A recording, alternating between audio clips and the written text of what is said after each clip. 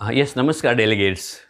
आज मैं जो सब्जेक्ट्स लेके आया हूं ना, वो थोड़ा मेरी पर्सनालिटी से अलग है। आप मुझे as a corporate trainer, life coach पहचानते हो, लेकिन बात ये हुई थी कि 1,000 करोड़ का जिस कंपनी का टर्नओवर था, उस डायरेक्टर ने मुझे बताया कि बापू साहब, स्पोकन इंग्लिश का कुछ करो।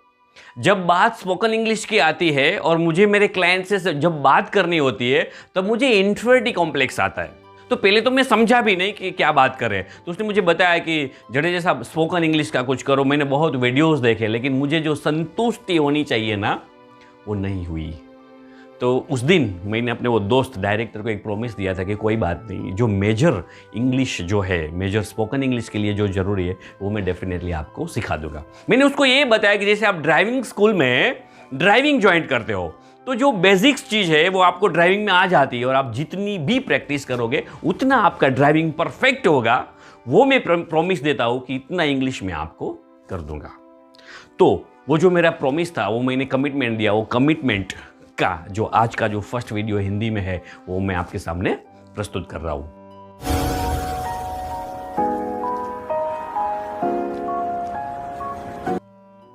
दोस्तों, अगर आपको स्पोकन इंग्लिश सीखना है, तो आपको सबसे पहले 18 स्टेटमेंट्स जो है, सेंटेंसेस जो है, जो वाक्य है, वो आपको कंठस्थ करना पड़ेगा। वो 18 जो भी सेंटेंसेस है, वो वर्तमान काल, भूतकाल और भविष्य काल है। सर, आप मुझे बताओगे सर ये वर्तमान काल क्या है, भूतकाल क्या है, भविष्य काल क्या है?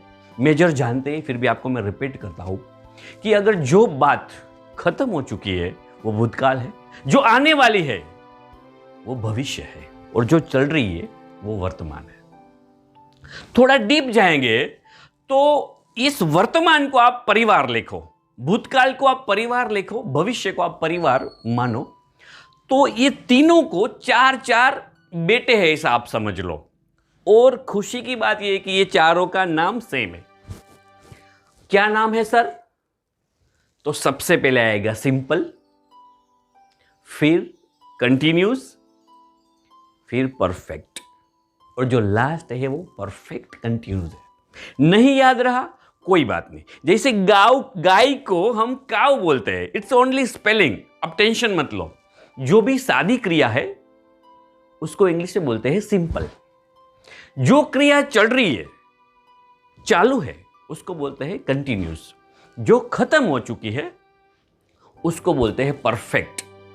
और बहुत समय से चालू है और अभी भी इसकी असर है, खत्म नहीं हुई है, उसको बोलते हैं परफेक्ट कंटिन्यूस।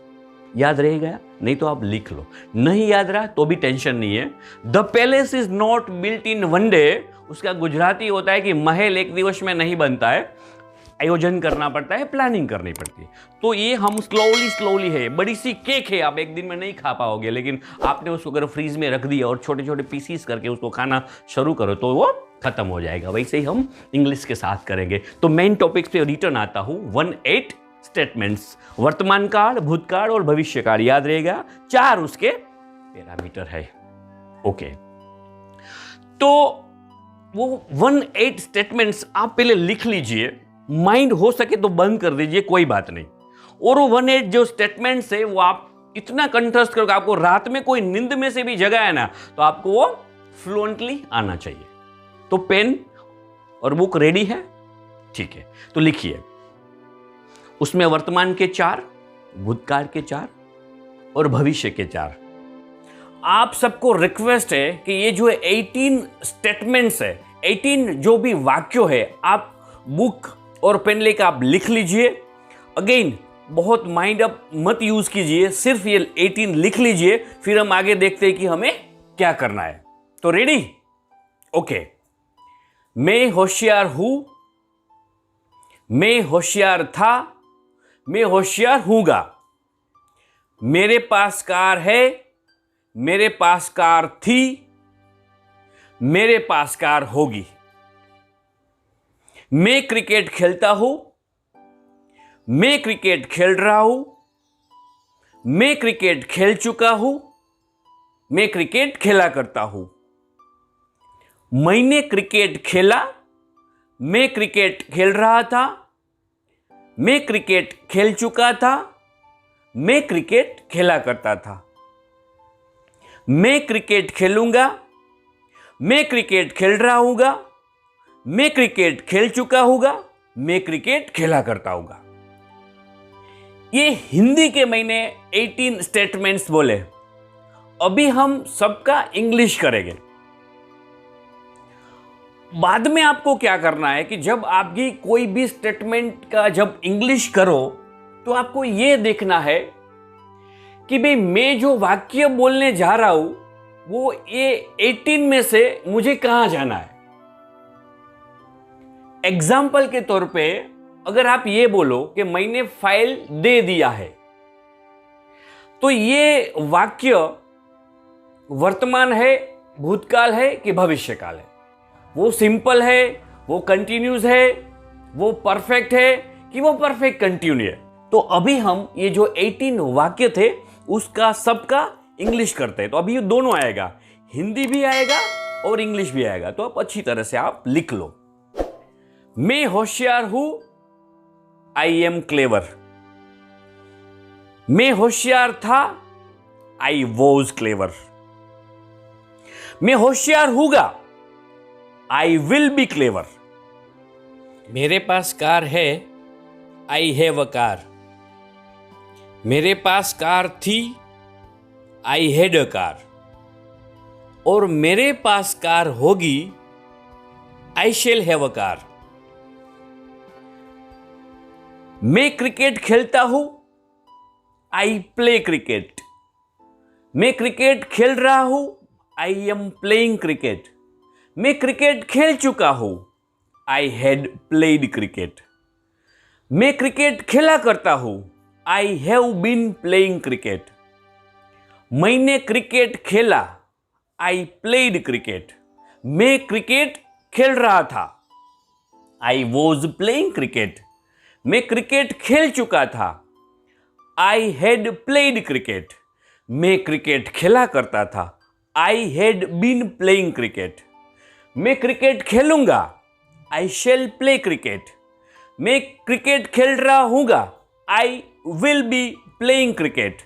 मैं क्रिकेट खेल चुका हूंगा, I will have played cricket. मैं क्रिकेट खेला करता होगा, उसका लास्ट स्टेटमेंट से I will have been playing cricket. अभी ये 18 स्टेटमेंट में अभी लास्ट में आपको बार बार वर्ड चेंज करके प्रैक्टिस करना है।